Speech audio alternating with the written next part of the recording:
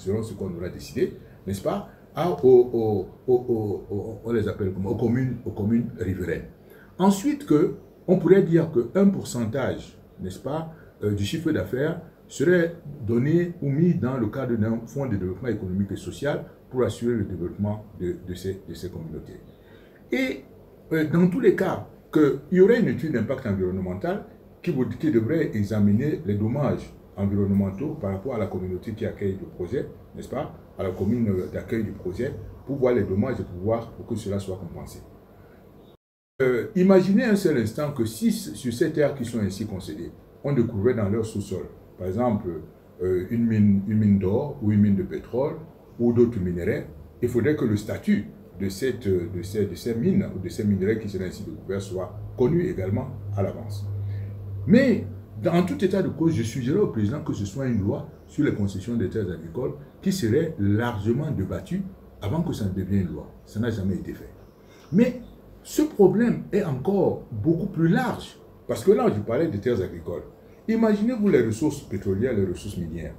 Mais vous sachez bien que les concessions des terres, des concessions des blocs pétroliers sont données à Yaoundé, n'est-ce pas? À l'insu totale, n'est-ce pas, des communautés riveraines. Vous savez que c'est le gros problème qui s'est passé au Nigeria avec la population Ogoni, n'est-ce pas, la population du Delta, qui subissait naturellement la destruction de l'environnement sans qu'elle bénéficie de l'exploitation de leurs pétroliers, juste à ce que soit revu, n'est-ce pas, pour qu'une partie des ressources de ces exploitations reviennent aux communautés locales, aux communautés riveraines de ces champs pétroliers.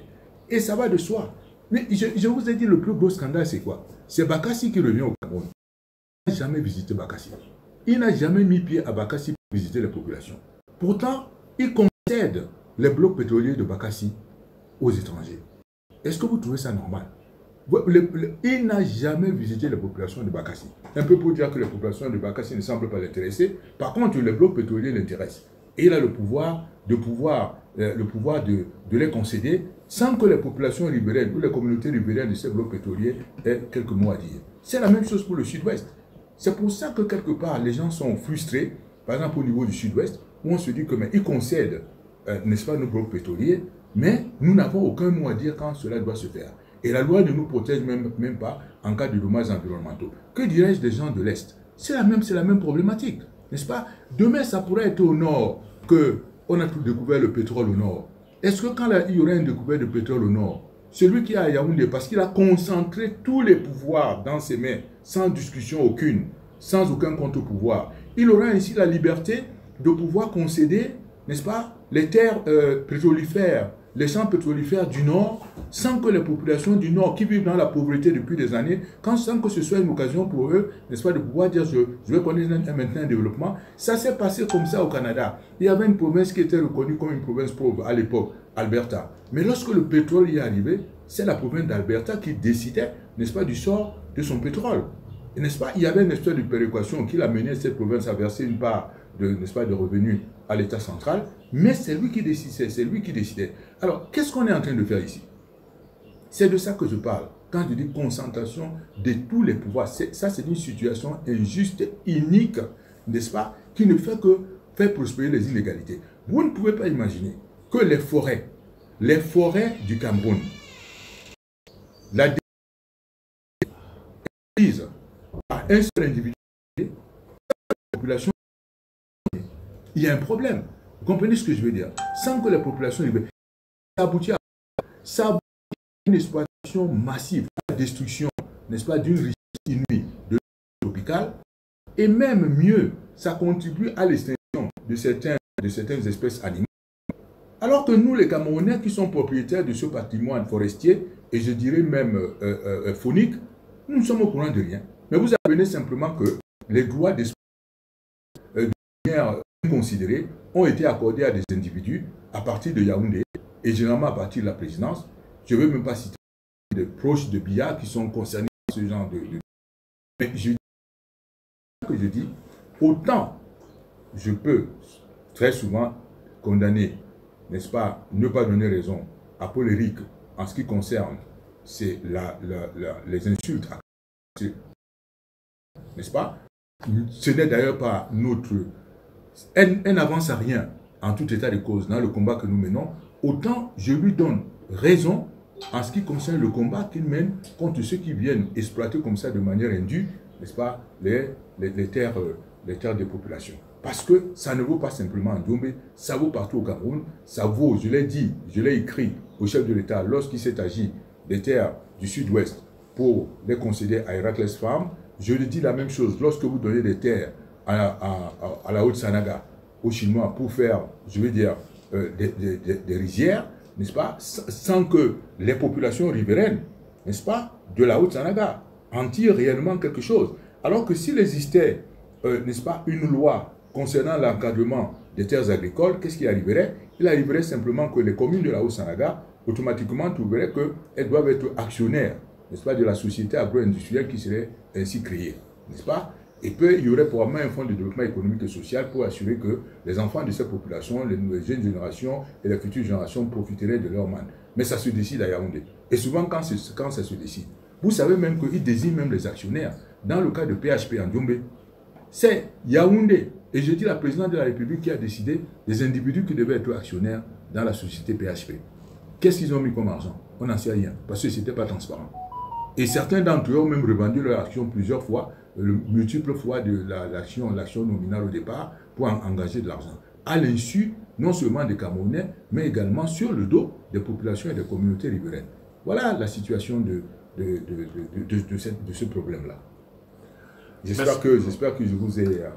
Vous nous avez édifié sur la question, Président. La deuxième question nous vient de Idriss Mbami, depuis Paris, qui dit « Dans une de ses livraisons récentes, Jeune Afrique titre « Fortement endetté, le Cameroun se met au régime sec ».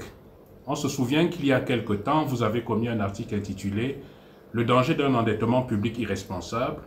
Et plus récemment encore, dans le journal Le Jour, une tribune faisant une sorte de bilan économique du régime de M. Biya. Que peut-on dire du constat que fait le journal Jeune Afrique? Je pense que ce constat, je dirais simplement que Jeune Afrique a raison, puisque moi-même, j'avais déjà écrit sur cette question bien avant Jeune Afrique. Vous savez, d'abord, le problème de la dette, ce n'est pas tant parce que vous avez pris une dette, mais c'est ce que vous faites de votre dette. En fait, quand vous investissez les ressources qui proviennent de la dette dans des investissements non rentables, ça veut dire que c'est quelqu'un d'autre qui va rembourser cette dette. Et généralement, comme c'est quelqu'un d'autre, ce n'est pas l'étranger qui vous a donné la dette, c'est toujours les Camerounais qui rembourseront une dette qui a été improductive. Et premièrement, vous avez plein de ces dettes qui sont improductives. Le tracteur de Bolova, les tracteurs de Bolova qu'on a fait, l'usine de manioc de Saint-Médima sans manioc, l'abattoir de poulet à Bafan, et plein d'autres choses, le port de Kribi, et ainsi de suite, tant d'investissements qui sont non rentables. Qui va les rembourser? Qui va les rembourser, n'est-ce pas, aux créanciers étrangers? C'est les Camerounais. Et ils vont les rembourser comment? Ce sera le travail des Camerounais. Et c'est le travail des Camerounais qui amènera à les rembourser, n'est-ce pas? Ce sera la sueur des Camerounais qui devra les rembourser. Ce d'autant que ce seront des éléphants blancs qui n'auront jamais généré les ressources pour se faire rembourser. Mais une fois que j'ai terminé ce côté-là, vous avez le deuxième côté, c'est que la plupart du temps, les projets que vous allez ainsi financer, ce sont des projets extrêmement coûteux, parce qu'ils n'ont pas fait l'objet d'appel d'offres.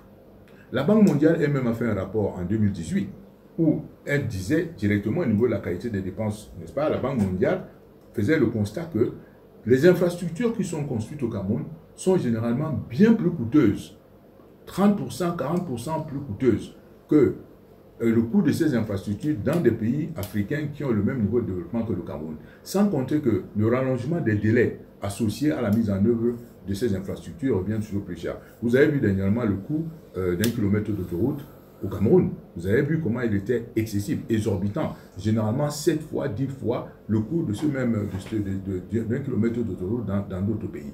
Voilà ce que ça donne. Or, lorsque ces coûts sont ainsi faits, parce que vous avez échappé à des appels d'offres, et vous avez pris une dette, pour ce faire, c'est une dette que vous allez rembourser, c'est une dette improductive. C'est une dette improductive.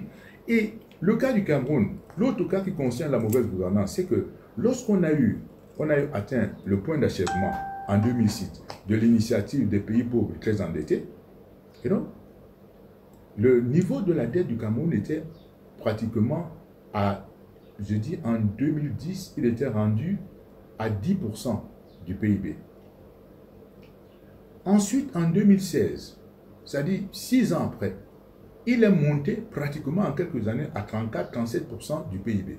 Vous voyez, donc, il y a eu une accélération de l'endettement, mais une accélération de l'endettement qui s'est faite sur des dettes improductives, comme je viens de le dire, pour faire des investissements, n'est-ce pas, qui n'avaient aucune rentabilité, et qui n'étaient pas contrôlés, et qui ne faisaient pas l'objet d'un appel d'offres. Et donc, directement, c'est nous les Camerounais qui devions les rembourser. Vous, non seulement vous remboursez une dette qui est improductive, mais elle sert à financer un éléphant blanc, n'est-ce pas? Parce que un projet qui ne verra pas le jour, et un projet qui a été extrêmement coûteux. Et j'ai fait le calcul en 2018 pour voir que sur 10 ans, sur une période de 10 ans, n'est-ce pas? Pratiquement de 2007 à 2017, le coût moyen des charges d'intérêt était de 250 milliards de francs CFA. 250 milliards de francs CFA, vous construisez, n'est-ce pas, une vingtaine de centres de santé. Une vingtaine de centres de santé, quand ce n'est pas simplement des routes bitumées. Donc, vous comprenez que quelque part, on a cet argent. On a cet argent, mais l'endettement que vous prenez va vous priver de cet argent, parce que ce sont vos ressources budgétaires qui vont vous amener à payer ça. 250 milliards que vous payez par an sur les charges d'intérêt, je ne parle pas du principal. Parce que le service de la dette est toujours composé de deux parties. Le principal plus l'intérêt. Mais là, le 250 milliards par an, c'est rien que les charges d'intérêt. Je ne parle pas encore du principal. Mais vous imaginez que, par exemple, la dette en eurobond qu'on a prise il y a quelques années, n'est-ce pas, sur le marché financier, qui était de 450 milliards de francs CFA, avait un taux d'intérêt de 10%. Déjà parce que nous sommes considérés comme un pays à haut risque. Parce que des pays comme l'Arabie Saoudite, au même moment, prenaient des dettes sur le marché financier, mais leurs dettes étaient cotées à un taux d'intérêt de 2%. Le différentiel que vous voyez entre le 10% sur le Cameroun et le 2% à l'Arabie Saoudite, c'est-à-dire les 8 points de différence, traduisent la prime de risque qui est reconnue sur le Cameroun. C'est-à-dire on vous voit comme un pays à risque. Vous comprenez ce que je veux dire? Étant un pays à risque, vous payez toujours beaucoup plus cher cette dette. Mais je dis toujours, non, nous avons des ressources pour éviter cette dette. Parce qu'au fond, lorsque vous éliminez la corruption, qui fait qu'on paye toujours très cher le produit, allez voir un laptop dans la mercuriale camerounaise. Allez voir un laptop. Un laptop va vous coûter facilement 2 millions de francs, 3 millions de francs, un laptop. Voilà ce que la mercuriale camerounaise dit. C'est-à-dire que vous-même, vous induisez à partir de votre mercuriale la corruption. Ou alors des coûts élevés, des surcoûts par rapport à un certain nombre d'investissements. Si vous disiez à un moment donné, au lieu de faire la mercuriale, mais qu'il y a un appel d'offres pour acheter des ordinateurs, vous voyez que vous achetez ça moins cher. Peut-être que ça coûterait 500 000 francs, donc finalement 500 000 francs maximum. Mais donc probablement pour chaque ordinateur, vous faites une économie de 2,5 millions, voire 2 millions, n'est-ce pas, à tout le moins. Et quand vous avez multiplié ça comme ça, vous voyez ce que ça peut vous faire comme économie. Donc chaque fois que vous prenez des mesures, n'est-ce pas, pour ne pas dépenser, que vous réduisez la corruption, que ces mesures de corruption sont vraiment effectives, vous faites des économies qui vont vous amener à ne même pas avoir besoin de cette dette. Or, vous êtes dans un gouvernement dont la marque, c'est la corruption. Dont la marque, c'est la corruption et l'impunité. Voilà les deux marques du régime Biya. L'ethnicisation du pays, diviser pour mieux régner, diviser les communautés, c'est-à-dire ce n'est même plus au niveau des ethnies, c'est maintenant au niveau des sous-ethnies. Et deuxièmement, c'est la corruption et l'impunité. Lorsque vous avez ces deux marqueurs, qui en fait détruisent complètement la bonne gouvernance, détruisent même, n'est-ce pas, le tissu social, vous divisent. On vous a donné un pays pour en assurer l'unité. Vous prenez un modèle de gouvernance qui divise le pays. Moi, je ne peux pas, on ne peut pas prendre le pouvoir et se mettre à parler et des Boulous, et des Etones, et des Sawa, et des Bamileke. Non, this is not the issue. We are there to unite the people. We are not there to divide the people. We are there to get the people together. In a kind of brotherhood, in a kind of fraternity. We don't want to know about what is a village. After all, people are merging so much. The way we are in Cameroon today, you're meeting a girl or you're meeting a boy, you become boyfriends and girlfriends. You're not interested by the tribe of the community of the girl or the community of the boy. What those people are doing, We have confided in the country to unite the country. What I'm doing is just dividing the people according to the tribes. You know, are we here? Do I know from which tribe people are? No. We are building a brotherhood, a symphony of brotherhood. This is what should unite us, not the kind of division that Mr. Biya has kind of instilled in managing this place. And this has to stop. And that's why we are fighting. That's why we are fighting. Because a country like Cameroon should have been united and more than united. We have every talent, we have every resources. We are so richly endowed of natural and human resources that we should not be in a situation where we are today. The country is going down the drain, but it's just going down the drain because of the poor leadership of those people, you know, and it's still going to divide us. And we have to stop it. We have to stop it. This will be the motto of every Cameroonian if we want to have a legacy of a united country, and the country we should build on the unity, on the fraternity, on the brotherhood of people. This leadership has to stop. Okay? This is my answer. Thank you, Mr. President. The third question is from Mr. Robert Galame Mboya. He is wondering and asking himself on how come that a country like DRC can boast today to have the most prominent African naval industry, whereas not less than 20 years ago, we had a prosperous company, Chantier Naval Industriel du Cameroun, that is in agony today. What has really happened? What's happened is, again, this is another good question. What's happened again is the illustration of what you're living in. What you're living in. A full concentration of all the total political power in the hands of a single man without a system and check and balances.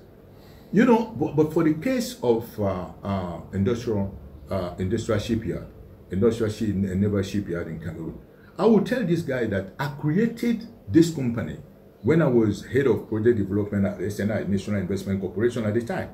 I created this company with the purpose in 1998. If you go, for instance, in the magazine of Jeune Afrique Économie, at the Jeune Afrique Économie in the time of Blaise Pascal Tala, you will see my interview in that, and I will explain. I'm explaining there why I have created, you know, the industrial shipyard of Cameroon. I have created it so that we should be an industrial naval shipyard. So with the capability to build ships, with the capability to go for industrial and maritime maintenance. Okay, this is it, what we have built. So what is the kind of resources that you need when you're managing this kind of company? First of all, engineers, mechanical engineers, welding engineers, you know, and so on and so forth. What's happened? I will tell you the story. What's happened very recently for you people to understand in which country we are in today. You know, the general manager of this company has recently passed away. Maybe you don't know it. The general manager of the industrial shipyard has recently passed away. And this general manager was replaced by his former deputy of the company. But this former deputy of this company, if you don't know it, has no interest and he has expressed no interest for the development of this company. All the employees, all the directors, members of the board of directors clearly know it. This guy spent most of his time in Yaoundé. You know, he spent most of his time in Yaoundé. He has no interest for the industrial development of this company. He has no interest for it. What can justify that this is the guy who has to replace the general manager who passed away? When you know about his skill, he has no skills to manage the company. He has no competence in terms of leadership. He has spent most of his time. I don't want to say about the fact that what he was personally doing about it. But more than that, I would like to tell this follower that my real astonishment was that all the employees knowing that, the members of the board of directors knowing this weakness, when the government appointed this guy to become the general manager of the company, they clearly know that this guy is going to lead this corporation down into the drain in bankruptcy. They did not stand up. They did not raise up to reject, to go on strike, to reject this decision. What is that? So that's why I'm trying to say that first, on one side, look, if you're talking about a responsible government who is clearly appointing this guy for the industrial shipyard? Do you have any vision of building a real industrial shipyard power? You know, champion on the side of the government. You can say clearly no. But now, when we are taking it on the other side, talking about the employees, talking about the directors, who clearly know that this guy is incompetent. He cannot, is an incapable guy who will not be able really to kind of promote and spearhead this company. I would have at a position that I would have gone on strike and reject the decision of the government, because actually you want to kill the company. Actually, you're getting the company into bankruptcy. You did not see them going on strike. You did not see the members of directors going on strike or taking a very clear public position to say that we don't accept this decision of the government. This is what I'm saying, that Cameroonians have been zombified. Because those employees, they clearly know that their own fate is tightly, is tightly linked to this general manager who will not be able to manage the company. They have the intimate knowledge, more than you and I, that the man will not be able to manage this company. Why they should let it go that way? They should have gone on strike. They should have gone on strike. They should have said that no, we don't accept this kind of decision. And that's why this government can do anything on you, they have kind of zombified you, they have vassalized you, you have just become slaves of them. You are not people, you are not human beings. Where is your soul? Where is your soul? Where someone can come and make a decision, you claim that this decision is going to kill you. You are accepting the decision. They should have stood up. They should have stood up and said that no, we are not going to accept that decision, and they should have gone on strike. You see, this is what is my astonishment about it. Thank you, Mr. President. Nous allons rentrer dans le cœur du sujet du jour. Je rappelle que le sujet du jour, c'est concentration du pouvoir politique, leadership médiocre, État mafieux, population abandonnée, jeunesse désemparée, économie, jungle de l'informel et de la débrouillardise. Président, nous vous écoutons. Merci.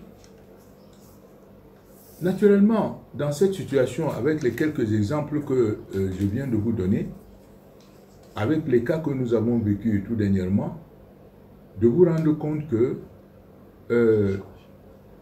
nous arrivons, quand nous prenons le résumé de tout ce qu'on a dit avant en mettant ça ensemble, vous voyez la situation de cette proximité qui a été créée avec des clans de la pègre et des autorités publiques, des autorités. Où vous vous demandez qui finalement contrôle l'État? C'est la pègre? Or, l'État dans un pays est le produit de la confiance de tous les citoyens. Et quand on vous dit quelque part que vous n'êtes pas sûr de ce qui se passe, par exemple en ce qui concerne une nourriture, en ce qui concerne un médicament, en ce qui concerne une procédure de sécurité, vous vous retournez vers qui? Vous vous tournez vers qui? Vous vous tournez vers l'État. Parce qu'il doit rester le socle de votre confiance. Mais dans le cas du Cameroun, les gens sont plutôt devenus méfiants par rapport à l'État. Parce que qu'est-ce que M. Biya a fait? Mais M. Biya, par le biais de la corruption, de l'impunité, n'est-ce pas, et de cette espèce de laxisme, a complètement dissolu l'État. L'État est complètement dissous. Et l'État n'est plus un État de confiance. Et cette proximité des agents de la pègre avec ceux qui sont censés, n'est-ce pas, consolider l'État, assurer, n'est-ce pas, la crédibilité de l'État, fait en sorte que, n'est-ce pas, c'est devenu un État mafieux. Et vous allez le voir, il devient mafieux, pas simplement parce que moi je suis en train de le dire. Il devient mafieux parce que le marché financier vous renseigne sur cela. Rien que le taux d'intérêt que vous avez vu tout à l'heure, quand vous prenez un crédit, on vous le prend à 10%. Et qu'on le prend pour l'Arabie Saoudite, par exemple, à 2%. Rien que cette différence vous montre qu'on ne vous fait plus confiance. Donc ce n'est pas moi qui le dis. Les classements que vous avez dans les classements mondiaux, que ce soit le Doing Business et ainsi de suite, vous montrent qu'on ne vous fait pas confiance. Ce n'est pas moi qui le dis.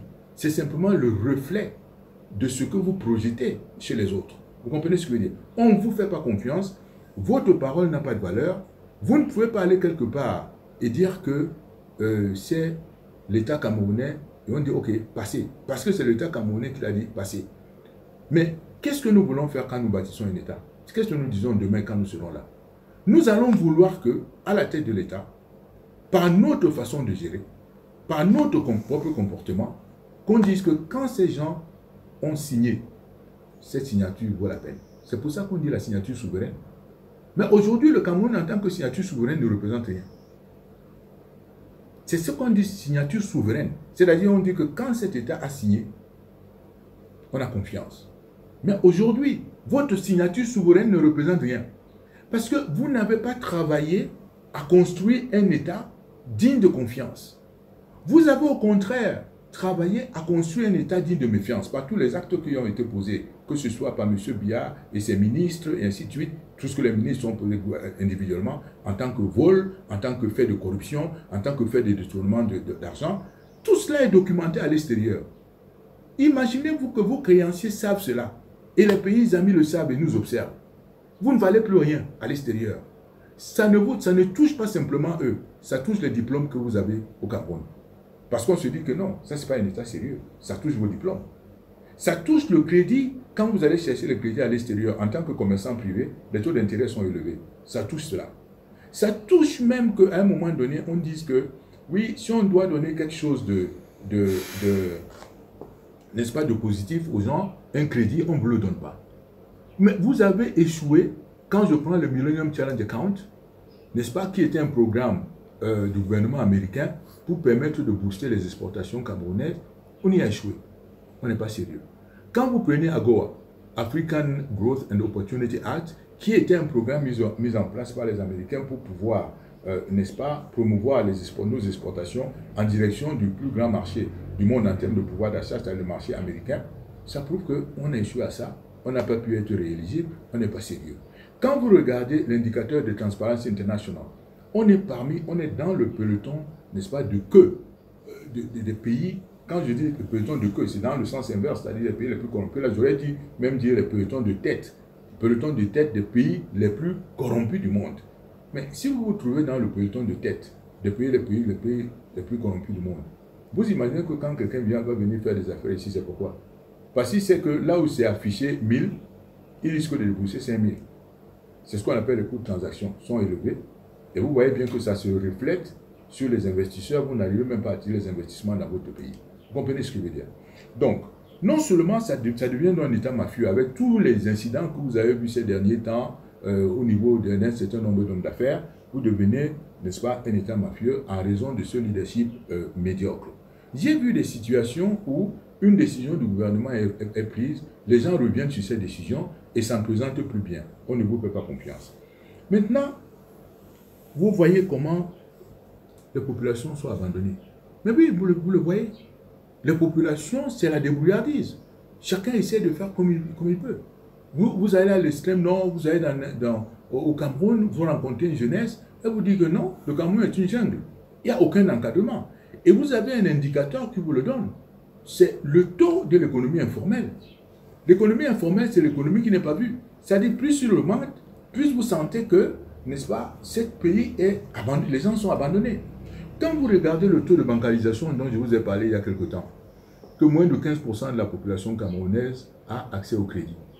Mais si moins de 15% de la population a accès au crédit, mais ça veut dire que les gens doivent se débrouiller. C'est ça l'économie de la débrouillardise. Ils doivent se débrouiller par d'autres moyens. Vous voyez que c'est des comportements constamment de débrouillard.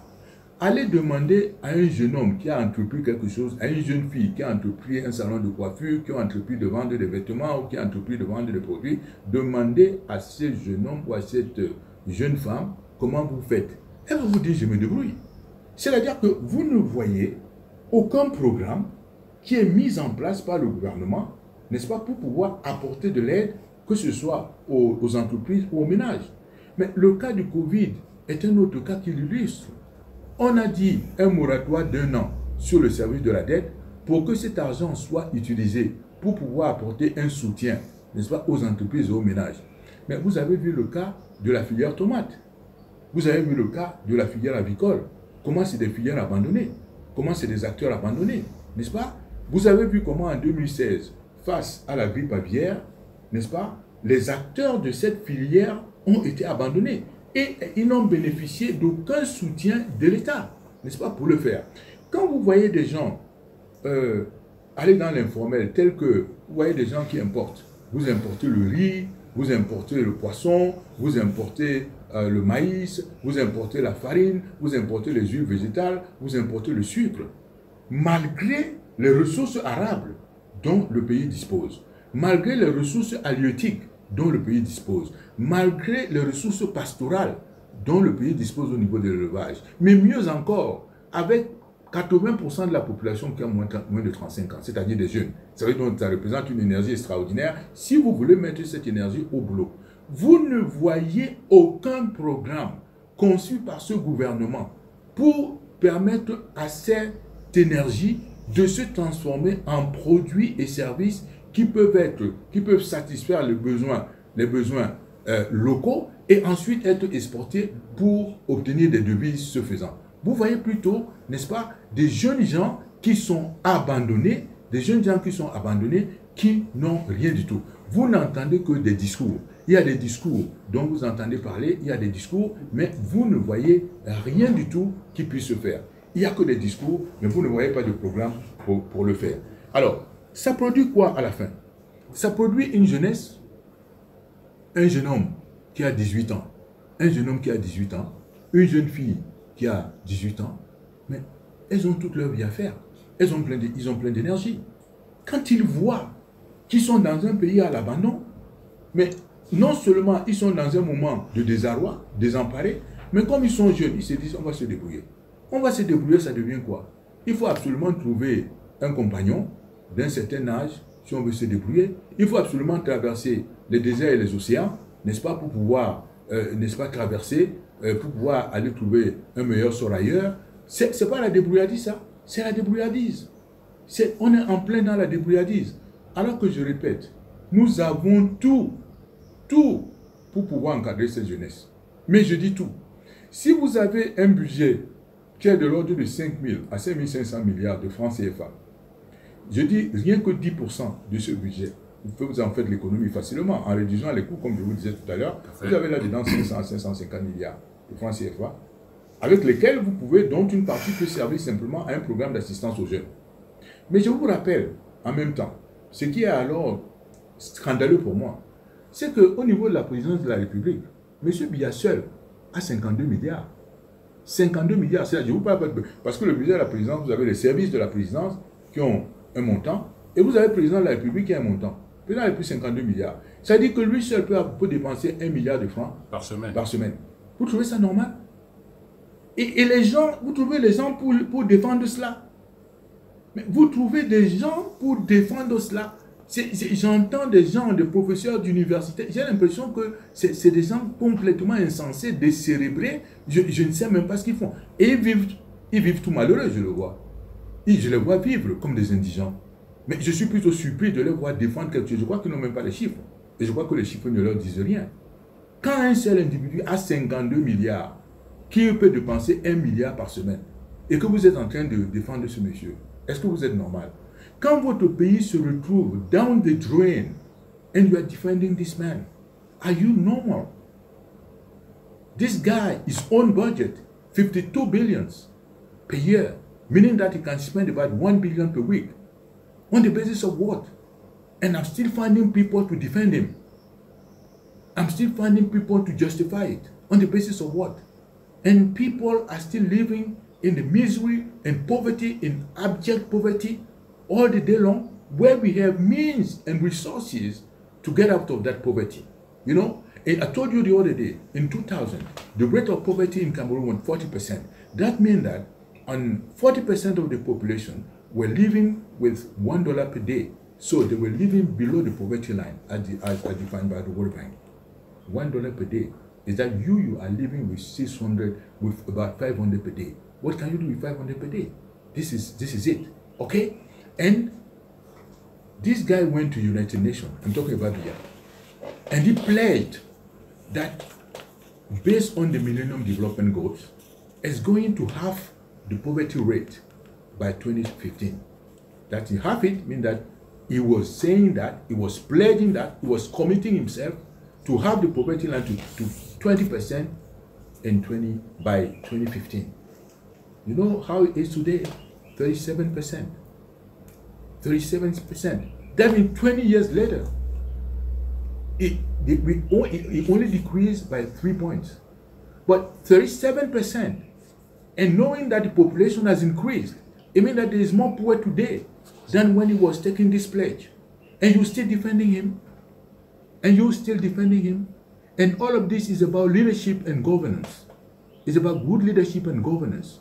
So that's why I'm saying oftentimes, the issue is not about money. The issue is not about this loan frenzy, about people saying all the time that we're going to give you money. After all, this money is not free. The money they are lending you is not free. The interest payment on that money they are lending you, this is the cost of the money. And don't think that is free. Someone has to pay it. And especially when you are not out of those financial resources that have been lent to you, why you're not building productive projects, that can generate value added enough to repay, to redeem the money, then the current and the future generation will get paid. So this is the kind of bad legacy that we are kind of bequeathing the next generation. This is a kind of bad legacy that we are bequeathing to the next generation. And when it's still up, you can see that you have enough money for that. It just suffices to go for some kind of tight budget policy, some kind of discipline in your budget, and you get the money. The World Bank has, not the World Bank, the IMF, International Monetary Fund, has lent you about 600 billion for 3 years. But I'm telling you that if you made a saving of 10% of your budget, you have that money. Do you need to go for that lending? No. It's not a matter of money. Cameroon is not a matter of money. The money is not the issue. The issue is the management and the leadership and the governance of the country. So you need to consider much more some non-financial criteria, some non-financial factors that are much more determinant, much more decisive to become an emerging country. It has nothing to do with the money. After all, in this strategic document, this government-sponsored document, strategic document for growth and employment, what you can see there is that they themselves have kind of projected a 6% interest rate in the low case scenario.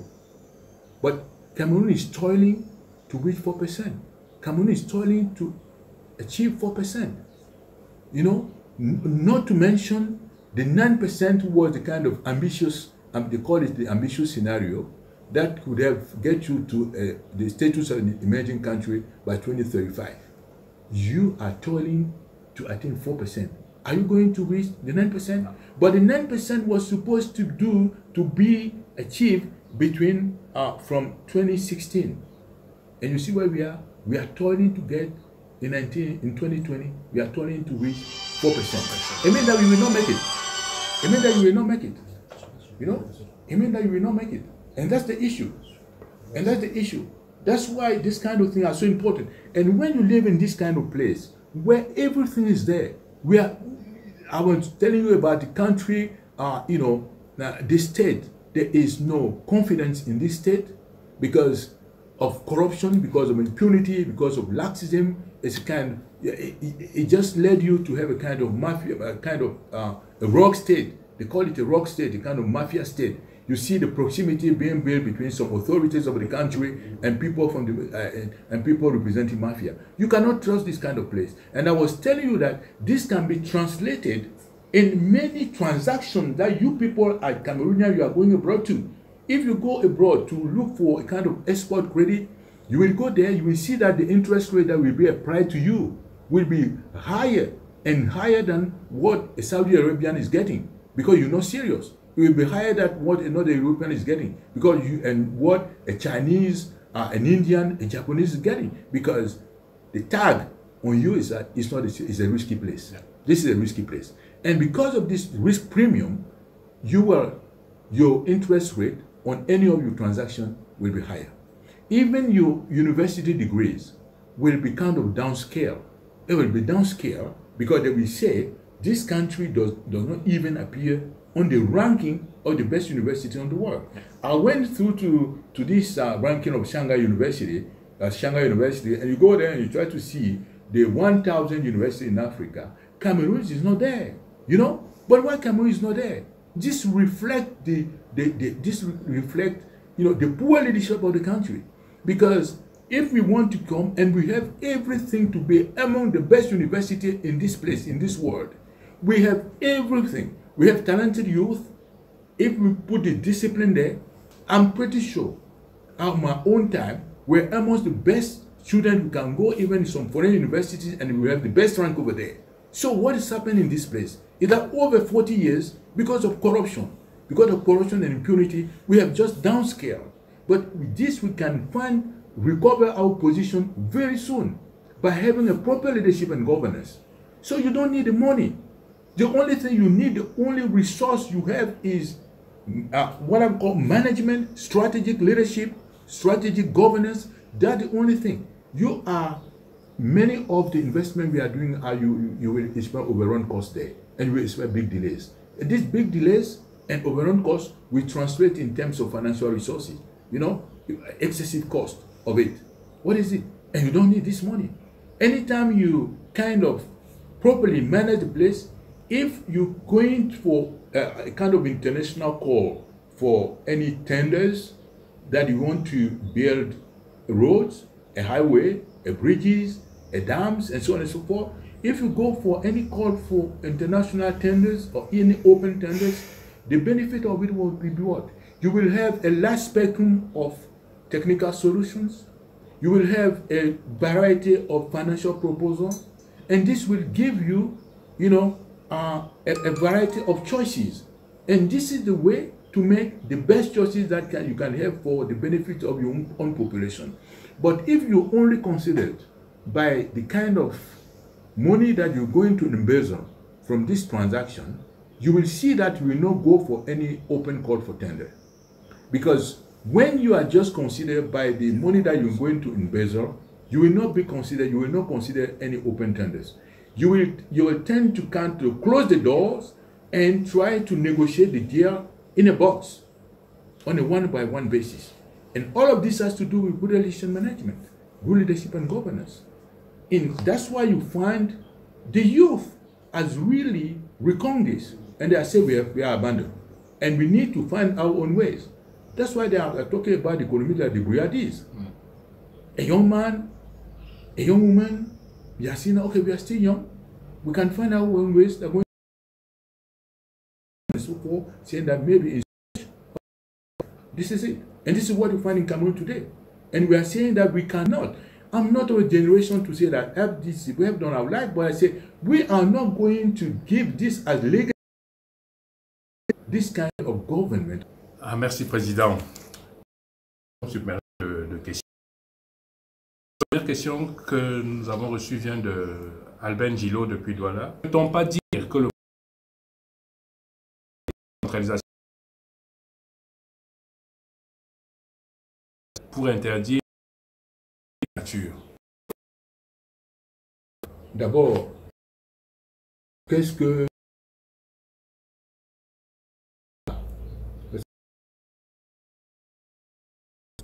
qu'il voudrait dire? Parce que quand je dis qu'un projet est mature, ça veut dire qu'un projet is ready to go for implementation. Que toutes les obligataires, les grands projets, il se fait que on collecte effectivement par l'emploi obligataire rapidement 200 milliards.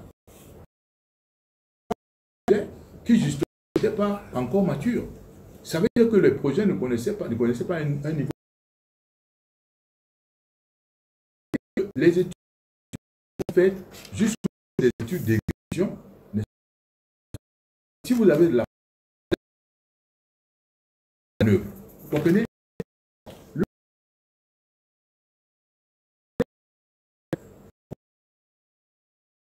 Le projet n'était pas mature. Ce qui s'est passé à ce moment-là, c'est que l'État se retrouvait avec un emprunt obligataire, il faut dévier par rapport à gens qui devaient être prêts. Ça aussi de prêt. Il faut savoir une chose. Des ressources bancaires, c'est-à-dire des ressources de prêt. Vous comprenez? À compter le taux d'intérêt que vous décaissez de la et décaisser de l'argent. Ce que vous allez payer quand une banque a promis 200 milliards, on dit en anglais commitment fund. C'est-à-dire que cet argent est engagé pour vous, il est là. Vous payez à peu près entre 0,5% et 1% sur la totalité de l'argent. Mais on compte l'intérêt sur les 200 milliards que sur la partie débloquée des 200 milliards.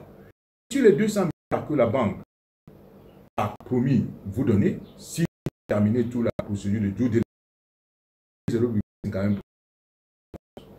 Maintenant, vous ne payez que sur la partie décaissée. C'est-à-dire sur les 200 milliards, vous ne décaissez que 50 milliards, vous payez les 50 milliards. Par contre, pour un emprunt obligataire, l'emprunt est souscrit, vous commencez à payer l'intérêt immédiatement. Ça aussi, il faut savoir. Et c'est ça que j'appelle l'intelligence dans la gouvernance. Je sais que quand j'ai émis un emprunt obligataire, dès que l'argent a été ramassé, je commence à payer le taux d'intérêt tout de suite. Ça demande quoi? Ça demande que je sois sûr que les projets sont déjà prêts à être faits. Vous comprenez ce que je veux dire? Si vous vous retrouvez dans des situations où vous dites qu'il y a 55% des projets qui sont matures, d'ailleurs le chiffre est faux. Parce que s'il y avait 55%, je commence par là, s'il y avait une proportion de 55 projets qui étaient matures, il y avait l'argent. Parce que cette déclaration est tout à fait inadéquate par rapport au fait que l'ensemble des bailleurs de fonds parlent toujours de la sous-utilisation des crédits. Parce que s'il y avait 55% de projets qui étaient matures, ça voulait dire que ces 55% de projets étaient prêts à utiliser l'argent.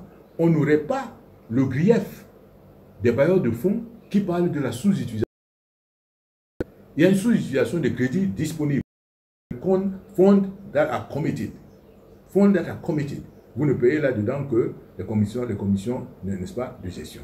Mais vous vous rendez compte que vous avez l'argent disponible de la part de la Banque africaine de développement, de la part de l'Union européenne, de la part de la Banque mondiale, l'argent est disponible. La Banque européenne d'investissement, mais vous ne pouvez pas l'utiliser. C'est ça la sous-utilisation de crédit. À ce moment-là, c'est en contradiction avec même le fait de dire que vous aviez 55% des projets qui étaient déjà matures. Non, il y avait bien moins que cela. Il y avait bien moins que cela, parce que s'il y avait 55% des projets qui étaient matures, ça veut dire que l'ensemble des projets, il y avait au moins plus de 30 projets structurants. Sur les 30 projets structurants, vous avez combien qui ont été réalisés? Vous en avez combien? Vous n'en avez pas beaucoup. Je sais même si vous avez 5 projets structurants qui ont été réalisés. Sur 30 projets structurants. Si vous faites 5 sur 30, ça vous donne quoi? 5 sur 30, faites le calcul, ça vous donne à peu près 15%. Très mauvais ratio. Un très mauvais ratio, ça vous donne à peu près du 15%. Donc vous n'y êtes pas. Donc vous voyez, et si je fais le calcul juste, 15, oui, quoi j'ai dit quoi? 5 projets sur 30, exactement. Ça vous fait à peine 5%. 5 projets sur 30, ça vous fait à peine 16 ans.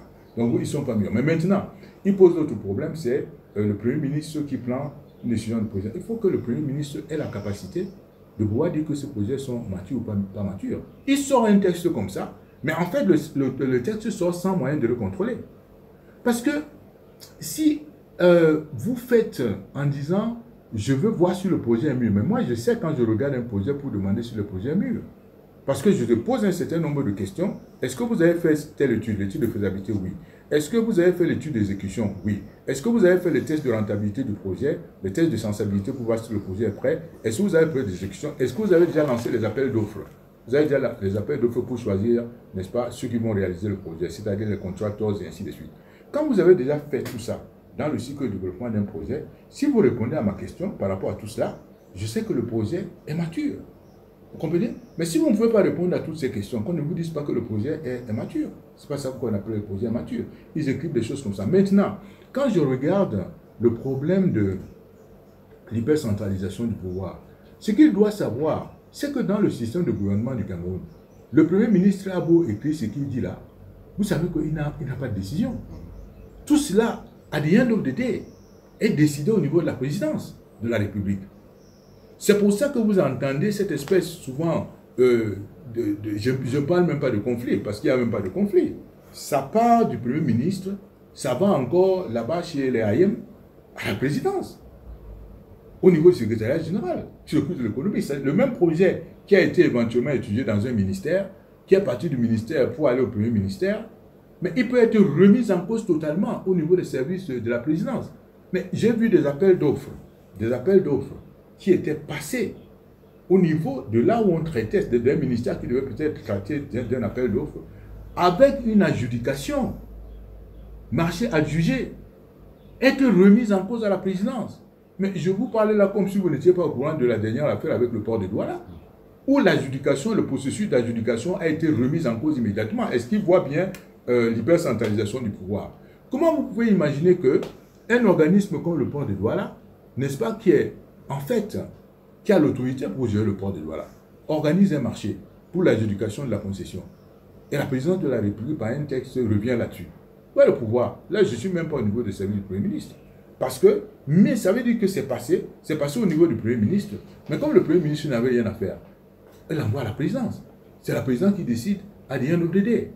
Et vous avez des situations qui sont même beaucoup plus, on va dire quoi, amusantes. Parce que, mais, monsieur Serge, qui est chargé de la gestion du port? C'est le ministère des Transports. Qui est chargé des routes? C'est le ministère des Transports. Qu'est-ce qu'au fond la présidence avait à faire dans la gestion du port de Douala, alors que dans cette situation, c'est le ministère des Transports qui aurait dû en décider. C'est le ministère des Transports qui aurait dû en décider, et le ministère des Transports a été totalement écarté, n'est-ce pas? On n'est pas la présidence de la République pour prendre la décision. Je parle bien de la récente question du port. Et oui, et dans l'organisation du gouvernement, c'est le ministère des Transports qui s'occupe des ports, qui s'occupe des transports, ainsi de suite. Il a été écarté. Même la situation du chantier naval. Si vous regardez bien, le chantier naval se retrouvant dans le secteur portuaire, dans la situation du ministère des Transports, je suis sûr que le ministre des Transports n'a eu aucun mot, aucune décision sur la nomination du directeur général du chantier naval, que ça s'est décidé à la présidence. Il peut poser la question de l'hypercentralisation. Voilà comment le gouvernement du Cameroun fonctionne. Il n'y a aucun doute là-dessus. Le ministère des Transports n'a eu aucun mot à décider là-dessus. Après tout, vous entendez quoi? Est-ce que vous avez entendu que par acte ministériel, telle personne a été nommée dans tel secteur? Je demande à M. Ndiro, est-ce qu'il a entendu quelque part que par acte ministériel, telle personne a été nommée par tel décret ministériel? C'est toujours un décret du président de la République. Ça veut dire quoi? Ça veut dire que même la proposition qui vient à la présidence peut être changée à tout moment. Comprenez ce que je veux dire? À un moment donné, le directeur général de Sonatrel, mais le directeur général de Sonatrel n'est pas nommé par un acte ministériel, bien qu'il soit dans le secteur de l'énergie. C'est-à-dire qu'on se serait dit que c'est le ministre de l'eau et de l'énergie qui l'a nommé. Non. Le directeur général de Sonatrel est nommé à un moment donné par un décret présidentiel, donc ça se concocte à la présidence. Qu'est-ce qui s'est passé pour la CAN? Il s'est passé pour la CAN que le travail a commencé au service du Premier ministre et à un moment donné, une décision a été prise pour faire monter tout le dossier de la CAN à la présidence de la République. Vous ne voyez pas le cas de l'hypercentralisation? Mais c'est clair et net. Il n'y a aucune décision qui se prend au Cameroun, n'est-ce pas, sans qu'elle soit prise au niveau de la présidence de la République. Ça, c'est clair et net.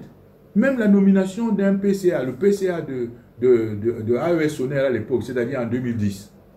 Mais cette nomination, je l'ai vue, j'étais là-bas, elle n'a pas été prise par le ministre de l'Énergie. Elle a été prise par la présidence de la République. Je parle d'un PCA, d'une entreprise publique. Je parle bien d'un PCA. Vous voyez ce que je veux dire? Allez, là, je suis au niveau d'un PCA. Vous voulez dire quoi? La nomination du PCA de la SNI a été décidée par quel ministre? La nomination du PCA de quelle société? La nomination du PCA de Camtel?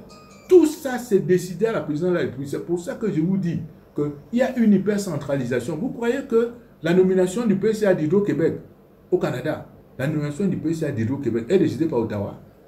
Bien sûr que non. C'est une province qui est un État, comme un État fédéré dans une fédération, qui va décider de ses affaires à ce niveau-là. Ce que vous disiez tout à l'heure pour le cas de Ndiombe, c'est que subitement, le maire de Ndiombe voit des gens venir, le préfet ainsi de suite, en disant qu'on vous a concédé ça. Celui du sud-ouest, je ne sais pas moi, de Mundemba ou de Kemati, voit subitement que les gens sont venus avec les maquettes, avec le caterpillar, on est en train de prendre. Il n'est au courant de rien du tout, il subit. Quel est ce pays? Les gens concernés, les populations riveraines, les communautés riveraines, les municipalités riveraines ne sont concernées par rien. Je suis en train de vous dire que la décision, le taux de location, c'est des choses que j'ai vues. Le taux de location a été décidé à Yaoundé. Les administrateurs ont été décidés à Yaoundé. La connivence entre le concessionnaire et ceux qui décident, c'est à Yaoundé. Et je ne vais pas revenir là-dessus, j'en ai parlé tout à l'heure.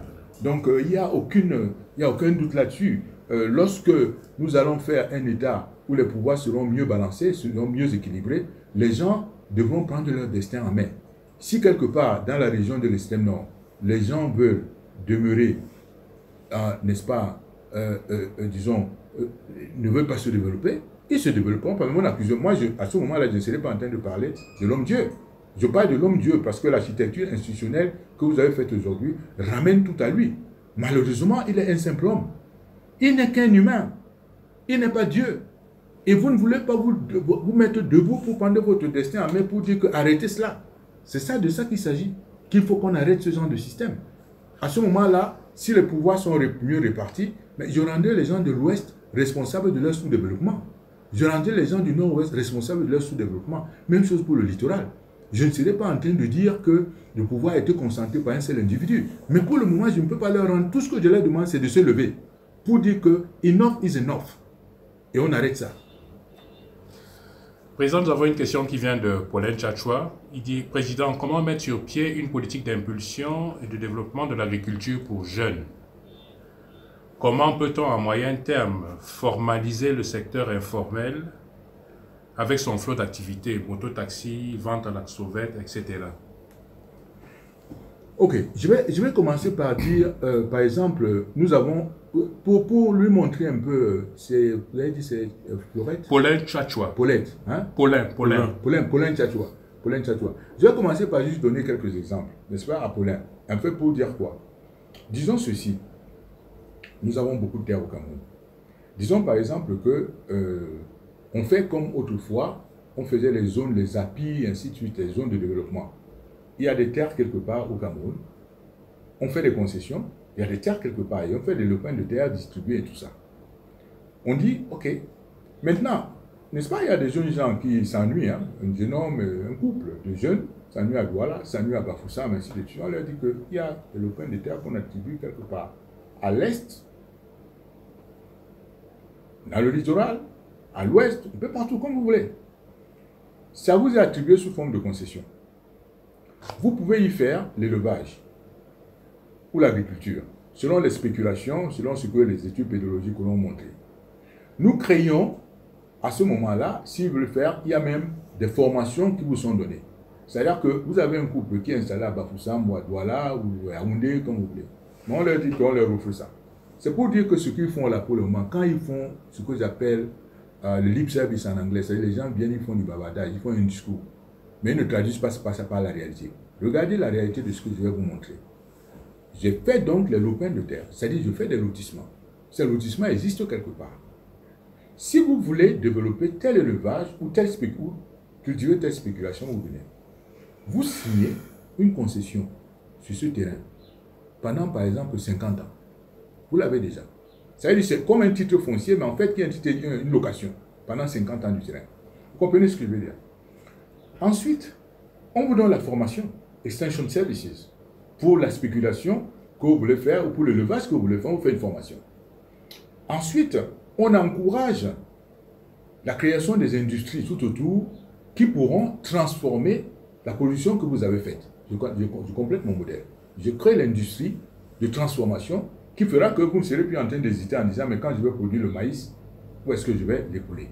Il y a déjà une industrie qui va se permettre d'acheter votre maïs. Il y a déjà un abattoir qui va se permettre d'acheter votre poulet. N'est-ce pas? Il y a déjà une usine de concentré de tomates qui va acheter votre tomate. Une fois que cela est fait de cette façon, le banquier va donner de l'argent à ce jeune couple ou à ce jeune homme qui a décidé avec sa copine d'aller faire, parce qu'ils savent que leur production aura un débouché. La banque donne de l'argent. Mais en même temps, vous créez un fonds de développement économique et social dans le coin qui donne la garantie, n'est-ce pas, pour l'argent qui est donné. Ça veut dire que le système bancaire, par le biais de ce fonds de garantie, donne encore l'argent avec plus de sécurité. Mais comme les jeunes gens savent également qu'ils ont signé un contrat d'écoulement de leurs produits, ils n'ont plus d'inquiétude parce que le produit va s'écouler. Et quand ils auront produit la tomate, ou ils ont produit le poulet, et il y a une usine de transformation, leur tomate va se retrouver à Dubaï, leur tomate va se retrouver en Malaisie. Eux, ils ne sauront même plus où est leur tomate. Exactement comme le Malaisien qui ne sait même pas que sa production de sucre ou sa production de Nookman et tout ça, c'est déjà retrouvé au Cameroun. Vous voyez ce que je veux dire? Il faut créer des conditions pour que cela se fasse. Mais lorsque vous êtes là, vous venez faire un discours, les jeunes gens, développer l'agriculture, les jeunes gens, engagez-vous dans l'élevage. Le gars est là, à Bafoussam, avec sa copine, à Douala avec sa Koyaounda avec sa copine. Il dit, je vais développer l'agriculture à partir de quoi? Où est la terre que vous m'avez donnée? Vous comprenez? Donc les gens sont des gens irresponsables, ils font des discours creux qui ne servent à rien. Même quand vous regardez la pêche, si vous observez bien la pêche, le pêcheur, quand il va à la pêche, il a passé 3 jours en mer. Quand il revient, il aspire simplement à écouler son produit.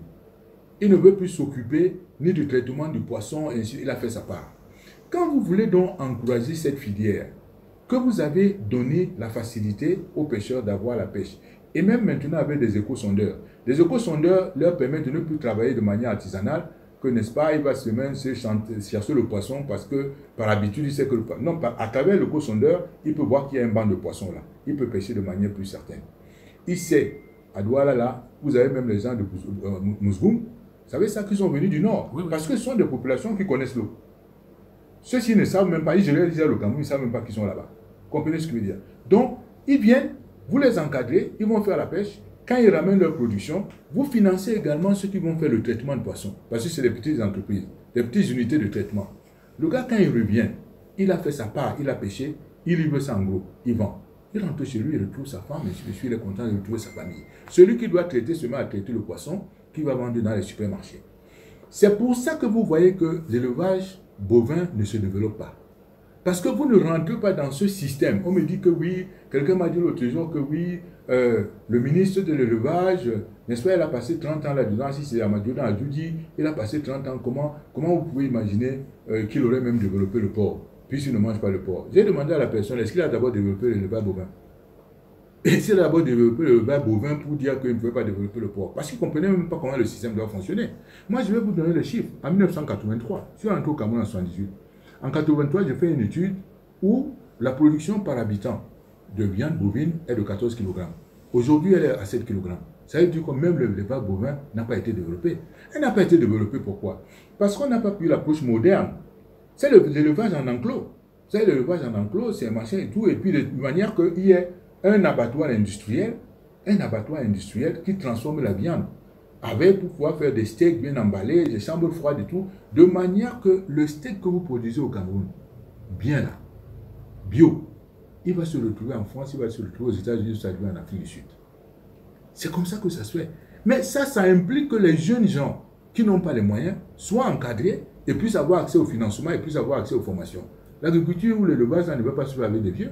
Ça, c'est encore les jeunes gens. Vous avez tout là, mais quand on va arriver là, ça fait. Comprenez ce que je veux dire? Ça, c'est clair parce que je connais la méthode, je sais comment ça doit se faire, je sais comment leur donner les moyens pour qu'ils soient productifs immédiatement. Parce que je sais ce qui est leur problème. Voilà. Je ne sais pas si là, je veux dire à Paulin là, s'il n'est pas satisfait, je peux encore continuer à répondre à ce genre de questions parce que c'est ça qui m'intéresse. D'accord. Là, nous avons reçu une question de M. Bobo Abo depuis Maga. Il dit: bonsoir, Monsieur le Président. Chaque année, les inondations font des centaines de sans-abri et la destruction des cultures et du patrimoine dans le Mayo d'Anaï et le Logo-Nechari. Cependant, avez-vous un plan pour dompter ces eaux et en faire une bénédiction pour ces populations qui en pâtissent depuis des siècles? Est-il possible de restructurer la sèmerie pour qu'elle diversifie sa production en misant sur la culture et la transformation de la canne à sucre, la pisciculture industrielle? Elle vient de Bobo Abo depuis Maga, dans l'extrême nord. Bobo depuis Maga, à l'extrême nord, bien sûr. Déjà, le problème, quand il entend barrage, le barrage, ce n'est pas seulement pour pouvoir l'hydroélectricité. Le barrage, c'est justement, c'est les barrages réservoirs. Il s'agit simplement de maîtriser l'eau qui arrive. Et pour faire des barrages, c'est de ça qu'il s'agit. C'est-à-dire, au lieu de laisser l'eau s'écouler pour qu'elle devienne une inondation, quand vous créez un barrage, ça devient un barrage réservoir. À ce moment, vous récupérez l'eau qui est en train de s'écouler de cette manière et vous avez le moyen de la maîtriser mieux. C'est-à-dire de l'utiliser pour l'irrigation et même de pouvoir la traiter comme eau potable, n'est-ce pas, pour pouvoir servir les gens. Ça, c'est pour ça. Mais actuellement, ce qui arrive, c'est que lorsqu'elle coule sous les effets de la pluie, le débit est très important. C'est-à-dire le débit par rapport au lit habituel du fleuve. Le débit est plus important que le débit habituel du lit du fleuve. C'est-à-dire la section du fleuve est étroite et du coup, quand il y a un débit d'eau important, il déborde. Pourquoi je fais un barrage? C'est-à-dire j'agrandis pour faire un barrage, pour récupérer tout le pluie dans un barrage et je change le régime de coulement des eaux pour l'adapter, n'est-ce pas, à la section de coulement, au lit du fleuve. Donc j'adapte, c'est exactement ce qui se produit pour l'Ompanga. Vous avez observé que pendant la période d'étiage, les turbines de Sonlulu et de la Sanaga, pendant la période d'étiage, quand il n'y a pas suffisamment d'eau, n'est-ce pas, les turbines sont plus élevées que l'eau. À ce moment-là, ça ne peut plus faire tourner les turbines et vous avez moins d'électricité. On est donc dans la période d'étiage. L'eau va tourner certainement à moins de 700 mètres cubes par seconde, va couler. Mais pendant la période de pluie, vous avez une eau qui va s'écouler avec un débit de plus de 1200 mètres cubes, n'est-ce pas? Là où les barrages, les turbines avaient besoin de 800 mètres cubes, vous avez à peu près 400 mètres cubes qui vont se perdre. Qu'est-ce que le barrage de l'Ompanga fait? Le barrage de l'Ompanga rassemble toute cette eau et régule, n'est-ce pas, régule l'écoulement pour que ça revienne à 800 mètres cubes par seconde. C'est exactement ce qui pourrait se faire dans le cas du Nord. Mais encore une fois, si les gens maîtrisent les moyens de le faire, ils vont le faire parce qu'il y va de leur vie et de leur destin. Mais ça doit se décider à Yaoundé. Ce que je viens de faire comme schéma se décide à Yaoundé. Il y a même des moments où ils envoient des marchés des gens de Yaoundé ici pour aller faire ce genre les pluies et les forages là-bas. Vous trouvez ça normal? Il y a des gens qui pourraient faire le forage là-bas. Donc, on va réguler les barrages, on va construire des barrages pour arrêter l'eau et pour pouvoir la réguler. Et une partie de l'eau pourra même être utilisée pour l'irrigation et une autre partie. Mais c'est ça qui s'est passé. Pendant que Maga Bobo me pose la question, il doit savoir que c'est ça qui s'est passé pour le barrage de Lagdo. Le barrage de Lagdo, il y a la partie du barrage qui est le réservoir et il y a deux ouvertures au niveau du barrage qui sont des ouvertures d'irrigation. C'est-à-dire qu'une partie de l'eau sert pour l'hydroélectricité et une autre partie, il y a deux ouvertures au niveau du barrage de Lagdo. Ça, c'est pour irriguer les berges de la Benoué. De manière que lorsqu'ils veulent faire le Moussouari, à ce moment-là, ils peuvent faire le Moussouari parce que les berges de la Benoué sont irriguées par les deux sorties qui ont été prévues. Et pour encourager les gens pour la sèmerie, on pourrait faire la même méthode en distribuant des terres aux jeunes gens. Donc, ils vont s'engager dans la riziculture avec un peu de financement et d'information. Et il y aura juste l'usine du milieu à qui ils vont fournir, n'est-ce pas, leur production. Et exactement comme ça se faisait avec la soude de coton. Mais il faut que les prix soient intéressants. Ils peuvent faire au nord, ils ne font pas ça seulement pour le riz. Ce que les gens ne savent pas, c'est que les terres du nord que je connais, puisque moi je faisais le barrage, je faisais le projet agro-sucrier dans la vallée de la Benoué. Et j'avais fait une ferme expérimentale à Karewa, c'est-à-dire qu'à quelques kilomètres de Garoua. Et j'ai testé à Karewa, j'ai pu tester aussi bien le sucre, le maïs, le concombre, la tomate. Donc, quand vous parlez même de la zone du nord qui est sahélienne, non, elle est loin d'être sahélienne. On peut faire le maïs là-bas, et à partir de ce maïs, on peut faire le soya là-bas, et à partir de ça, transformer, faire des usines d'aliments de bétail, parce que le maïs se produit là-bas et c'est un très bon maïs. Mais ça demande que les gens s'intéressent aux autres. Ça demande que vous ayez des dirigeants qui ne parlent pas simplement à l'air, mais qui s'intéressent parce qu'ils ont fait ça. Quand les Chinois sont arrivés pour faire le barrage de Lagdo, ce que Bobo ne sait pas, parce que probablement il est jeune, les Chinois achetaient au début leurs légumes sur le marché de Garoua, au marché de Garoua. Mais quelques temps après, on voyait que les Chinois ne venaient plus. Quand nous avons cherché un peu, on s'est rendu compte que les Chinois avaient déjà fait leur potager et pouvaient produire leur propre maïs, n'est-ce pas? Et quand vous voyez le barrage de Lagdo, c'est un barrage qui est très poissonneux, mais extrêmement poissonneux. Vous y trouvez la carpe et ainsi de suite. Le capitaine. Les capitaines et tout cela. Donc, Vous êtes au nord, en même temps, on est en train de vous parler du Sahel. Non, on est très loin d'être ce Sahel auquel les gens pensent. Le nord est riche. Mais subitement, dans un régime comme celui-ci, il devient pauvre. L'Est est riche. Mais dans un régime comme celui-ci, il devient pauvre. Parce que personne ne s'y intéresse. Un point trait. Et nous allons changer la donne. J'espère que Bobo a compris ma réponse. There are some people who say that despite all of what the criticisms of Biya, he still remains a great politician because he has been able to be in power for 38 years, and that is an achievement. What do you have to say about his political genius? Political genius? Yes, that's what. But if this is the gauge, by which they are actually judging the performance of a head of state, I would say that Biya is not a genius. So, or the other way to say that we should have a lot of geniuses in Africa, because after all, Mobutu spent more than 25 years there. Mugabe spent that 30 years there. Obiangema spent more than 40 years. Bongo spent all the same. So, to judge it by this standard, and by this gauge, Biya is not the only genius in Africa. We have so many geniuses in Africa, you see? And the second thing is to say that if it's easier to stay in power, because we're talking about the longevity, it's easier to stay 30 years, 20 years, 30 years, 40 years in power than to develop your place, than to build a democratic country.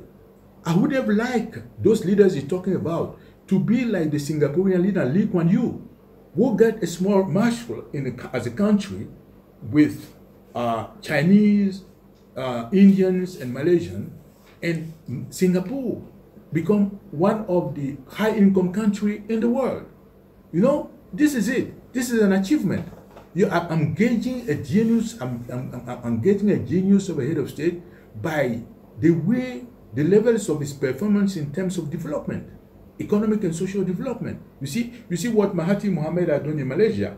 From 1980 to 2000, in a span time of 20 years, he has get more than 80% of Malaysians out of the poverty line. This is an achievement. But you cannot tell me that because someone is exercising tyranny and dictatorship in a country, getting people, zombifying people, fearing people, and so on and so forth, terrorizing people, he spent 40 years in power, you telling me that he's a genius? No, this is not a standard of gauge. It will be for me really a genius if he managed to get the country from that level of poverty to high-income country. Biya is not managing, or he has not managed over 40 years to get the country on his own pledge. That I would like to be remembered. This is what he said 30 years back. I would like to be remembered as a president who has brought to his compatriots prosperity and democracies. That was his own pledge. Has he achieved it? So why is he talking about genius? Has he achieved his own pledge? If someone cannot fulfill his own pledge, you say he's a genius? About what? Cameroon is today a land of poverty, a land of desolation, a land of abject poverty, I should say. And 38% of Cameroonians are still below, the line of poverty. And because you have a kind of demographic increase, they are more poor today than when Biya was making this pledge. So I hope he may reconsider his judgment. I hope he may reconsider his judgment. So I'm saying that it's easier to maintain people into this kind of abject poverty by tyrannizing them, by terrorizing them, than to tackle the challenge of development. This is it. So his reign has been a time-ticking bomb, because they used to say we're in stability, but now we're at war. No, you cannot call it. Yes, people, because I made this speech, I will tell you about stability. Because you need to, when an engine is immobile, it doesn't move. This is what immobility. It doesn't move.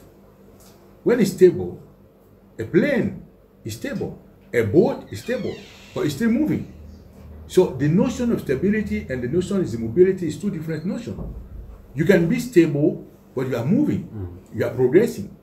But when you are immobile, the risk is that since other people are progressing, you will just go backward. So it was not right. Actually, Cameroon is going backward. is not stable. It's not even immobile. It's going backward. This is the proper word to use. You know, this is it. So we need not to make confusion between stability, you know, stability, because stability and mobility are not contradictory. You can be stable and be mobile. It's like a plane. A plane is progressing, a plane is flying, but it's stable. A ship is progressing, but it's stable. You understand? But in the case of Cameroon, we are regressing. This is a much more appropriate word.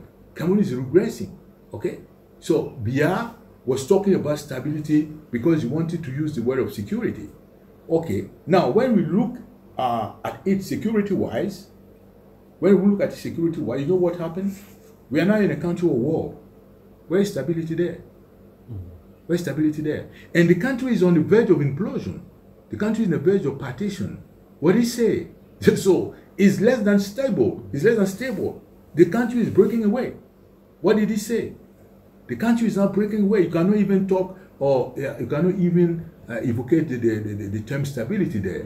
The country is being partitioned, is on the verge of partition. The country is on the verge of breaking away. So I hope my answer should kind of enlighten him about this notion. Président, nous avons une question de Fried, depuis la France, qui dit « Que faire pour que la jeunesse soit consciente de son état de misérabilité quotidienne ?» Mais Fried, c'est déjà bon que vous-même vous en soyez conscient, parce que si vous en êtes déjà conscient, c'est bien. Donc, so what I will ask Fried to do is to spread the word. Évangéliser, continuer l'évangélisation. Aidez-nous, aidez-moi à faire prendre conscience de plus en plus à la jeunesse que dans cette affaire, si elle ne se lève pas, il y aura un problème. D'ailleurs, Fritz, je voudrais dire quelque chose que j'ai dit tout à l'heure en anglais. C'était par rapport au chantier naval. Je dois redévelopper ça en français. Parce que, figurez-vous, Fritz, ce que je vous dis souvent, le directeur général, n'est-ce pas, du chantier naval est décédé récemment. Et dessus du Covid. Maintenant, tout le monde disait, tu entendais les billards et les machines disent que le chantier naval doit être le fer de lance de l'industrie. Écoutez bien ce que Biya dit. Le chantier naval doit être le fer de lance de l'industrie du Cameroun. Or, j'étais en train de dire que c'est moi qui crée le chantier naval. En 1988, je suis encore directeur des études de projet à la SNI. Si vous allez dans le magazine, le premier magazine publié par Jeune Afrique Économie, lorsque M. Talla est devenu propriétaire de Jeune Afrique Économie, après la transaction qu'il a eue avec Béchir Ben Yamed au niveau de Jeune Afrique, vous allez voir en 88, j'ai au moins 20 pages là-bas. Et parmi ces 20 pages, je suis en train de présenter, je vais d'ailleurs demander à mon équipe de vous envoyer ma photo. J'espère que vous me reconnaîtrez parce que là, j'ai beaucoup de cheveux. donc, maintenant, vous allez voir là-dedans que je suis en train de présenter le chantier naval. Et je suis en train de dire que le chantier naval, on devra construire les bateaux, on devra faire la réparation navale, on devra construire les bateaux. Je ne sais pas si vous voyez où était l'ambition que nous caressions à ce moment-là. Vous pouvez imaginer que si le directeur général du chantier naval décède, on le remplace par son adjoint. Et ce qui est connu, c'est que son adjoint passait le plus clair de son temps à Yaoundé. Il n'était pas du tout intéressé, c'est un ancien préfet qui n'était pas du tout intéressé par le chantier naval. Mais alors, pas du tout intéressé. Deux choses. Un gouvernement responsable qui dit que le chantier naval doit être le fer de lance de l'industrie décide de nommer une telle personne en remplacement du directeur général décédé. Vous pensez que c'est pour faire quoi avec? C'est pour que l'entreprise-là aille dans la déconfiture, dans le chaos. Mais ce qui m'a étonné le plus, Fritz, c'est quoi? C'est que les employés du chantier naval qui connaissent ces situations intimement, qui savent que ce directeur général nouveau-là, il va entraîner l'entreprise dans le chaos. Même les administrateurs, quand on l'a nommé, je me serais attendu. Moi, si j'étais là, je me serais levé pour faire la grève. Pour dire que non, ne nous envoyez pas ce monsieur. Si vous l'envoyez, c'est que vous voulez nous tuer. Vous pouvez vous documenter, faire vos recherches. Tout le monde connaît le monsieur qu'on vient nommer au chantier naval. Est-ce un gouvernement responsable? Ce n'est pas un gouvernement responsable. Mais les employés n'ont pas bougé. Les membres du conseil d'administration n'ont pas bougé. On est des responsables, on n'est pas des responsables. Voilà la situation. Voilà donc la nature de là où on voulait que le Camerounais soit, zombifié au point où il n'est même plus un être normal, humain, je veux dire. Quelqu'un, vous savez que la personne qui vous vient là, il va entraîner que vous, votre sort est directement lié. Il va entraîner votre entreprise dans le chaos. On le nomme, vous acceptez. Ça, c'est le pire des problèmes. C'est la situation du Cameroun et c'est pour ça que nous faisons ces émissions au quotidien pour que ça puisse, en fait, vous faire prendre conscience que notre destin est entre nos mains. Nous devons prendre notre destin en main. C'est ça aussi la devise d'Agir. Prenons notre destin en main. Ça n'a rien à voir avec les diplômes que vous savez, parce que je vois d'ailleurs les professeurs d'université ici, ils sont beaucoup plus aplatis, ils sont zombifiés plus que tout le monde. Quelles que soient vos conditions d'origine, n'est-ce pas, soyez habités. Nous sommes en train de d'exorciser cette espèce d'esprit maléfique qu'on a mis en nous. Mais esprit maléfique, ça c'est pas la sorcellerie, hein. C'est d'autres personnes qui vous ont convaincu que vous ne valez rien. Mais il faut vous décomplexifier parce que non seulement vous décomplexifiez, mais vous décomplexez également. C'est-à-dire qu'il faut sortir de cette espèce de complexe d'infériorité. Puis ce fils, vous vous rendez compte qu'il y a des gens ici qui ont de l'argent. Je ne vais pas citer, vous connaissez, vous avez les noms.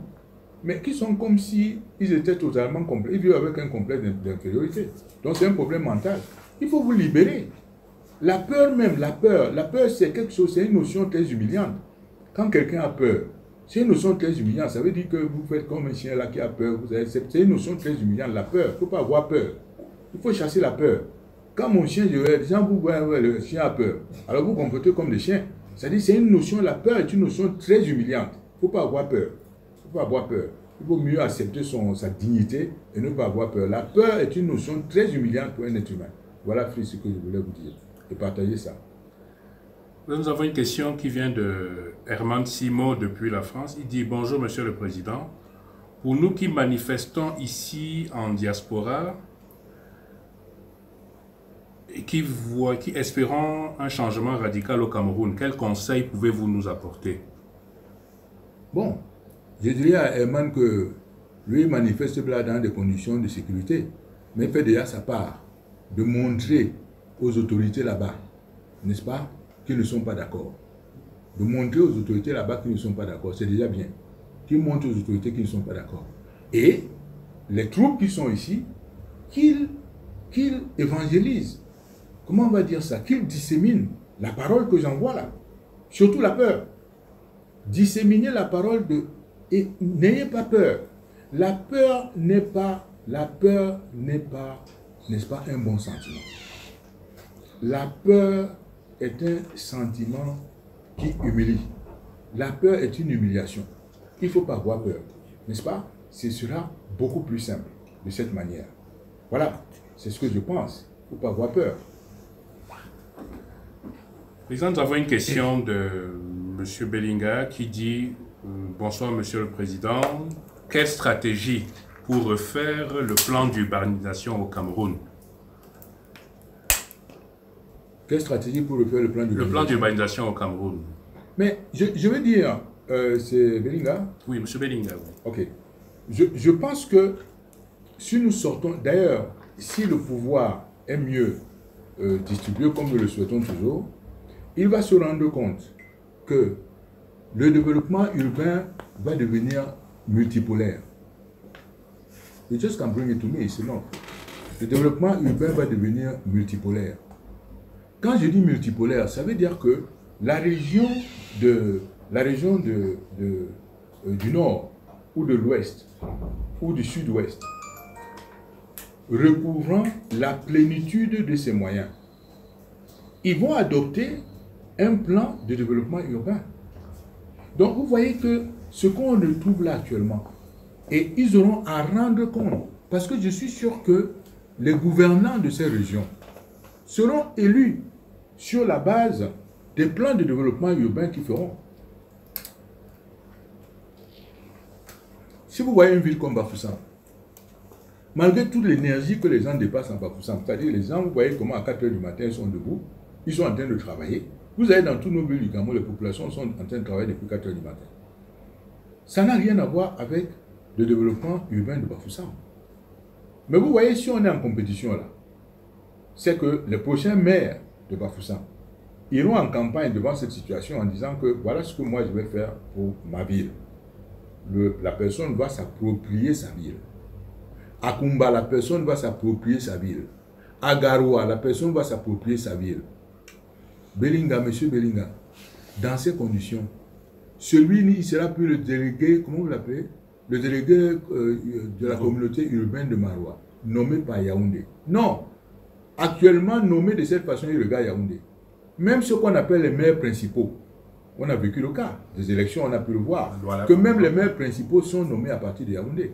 Donc ils doivent leur nomination à Yaoundé. Ce n'est plus une élection. Mais dans le cas de ce qu'on dit, les pouvoirs sont mieux distribués. Ces gens savent qu'ils doivent leur élection aux populations. Ils ont été élus sur la base de leur programme de développement urbain. Mais le monsieur de Kumba n'a pas regardé ce qui se passe à Bafoussam. Il n'a pas regardé ce qui se passe à Douala. Il est concentré dans sa ville parce qu'il sait que voilà les gens qui m'ont élu.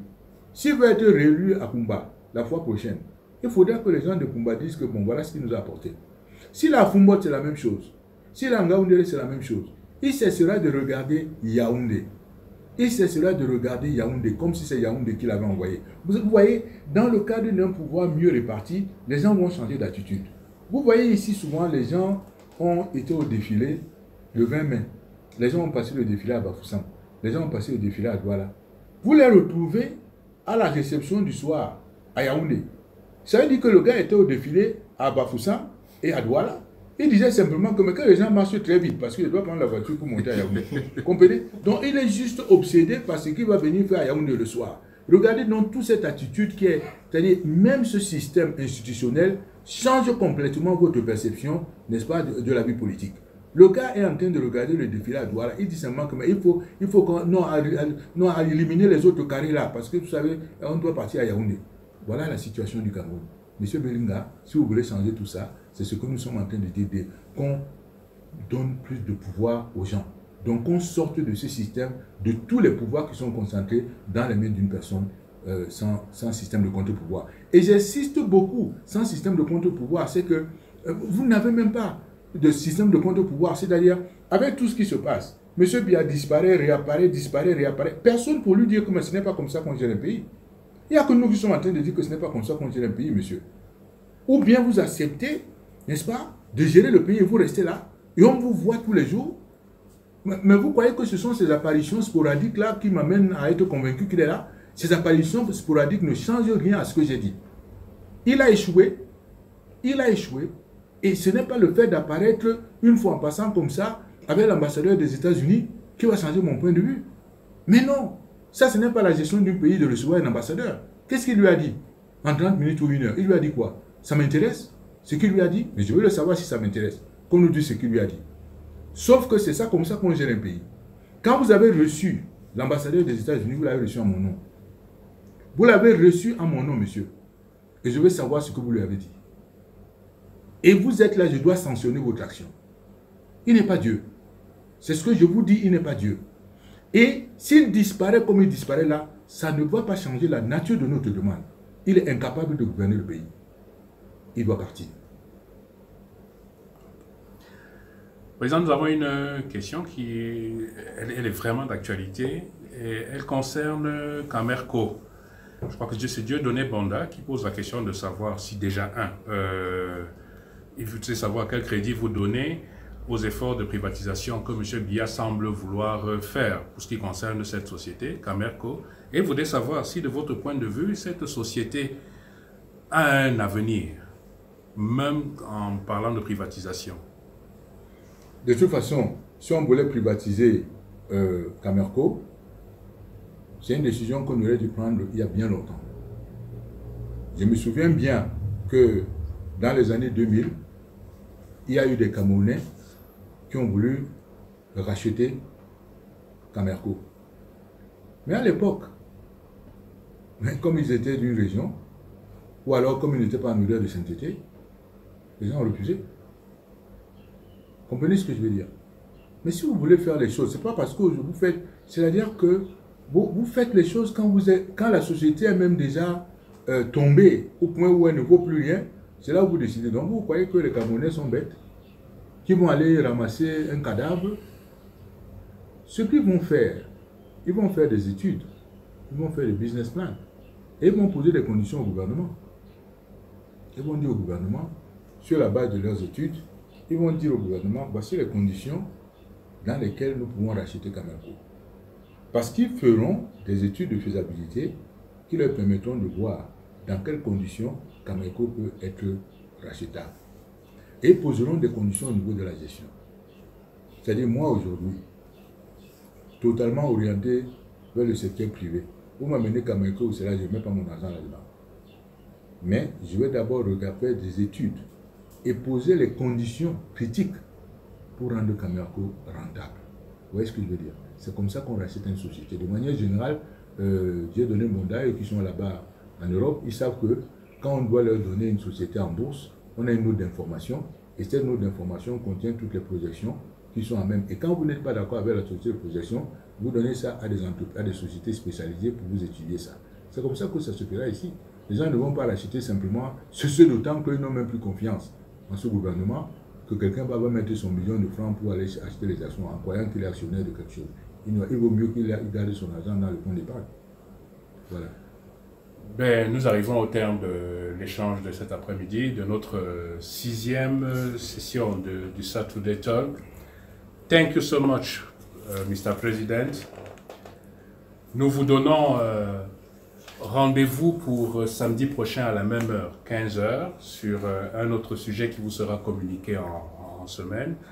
Nous disons que pour les questions d'actualité qui intéressent nos followers, vous pouvez toujours nous les envoyer par nos plateformes habituelles. Et Président, votre petit mot de la fin. Moi, je vous remercie, je remercie les followers. Encore une fois, j'espère qu'ils auront compris pourquoi Agir Act a été créé réellement pour leur apporter des solutions concrètes par rapport à leurs problématiques. Parce que nous disons, quand vous êtes membre d'Agir, notre préoccupation, c'est de tout faire pour vous permettre de réaliser votre potentiel créatif. Par tout ce que Agir doit être une plateforme d'échange d'informations, une plateforme de solutions. Il y a Problem Solver, où ils trouvent des solutions à tous les problèmes. Exactement, Solution Provider. Exactement comme nous avons essayé de répondre. Et à travers les émissions, au fur et à mesure qu'on va, nous serons encore de plus en plus précis pour répondre à des questions beaucoup plus précises, de manière plus spécifique, pour que ça puisse leur profiter au niveau de l'entrepreneuriat, au niveau de la formation, au niveau de l'environnement, au niveau de l'agriculture, au niveau de l'élevage. C'est-à-dire qu'au niveau des technologies de l'information, je voudrais que tout ce que nous avons pu acquérir comme information de par le monde et localement pendant plus de 42 ans, aujourd'hui c'est de les restituer. Je sais, Serge, que vous êtes en train de faire un travail, n'est-ce pas, pour l'édition du livre Cameroun vers le 3e millénaire que j'ai écrit dans les années en 97 pour qu'il puisse être mis à la disposition des Camerounais. Et même, nous avons un guide de l'investisseur qu'on a écrit à un moment donné qui sera mis à la disposition de tout le monde, qu'on va vendre en ligne. Et là encore, ils pourront trouver, je crois que le guide de l'investisseur, il va être là. Voilà, le guide de l'investisseur, qui sera à votre disposition. Vous pourrez l'avoir, n'est-ce pas, par une vente en ligne, et vous pourrez l'avoir beaucoup plus facilement, parce que ce guide vous donne pas mal d'informations sur les opportunités d'investissement au Cameroun. Et voilà, je remercie et à la prochaine fois. Thank you so much, Mr. President. Thank you, Mr. President.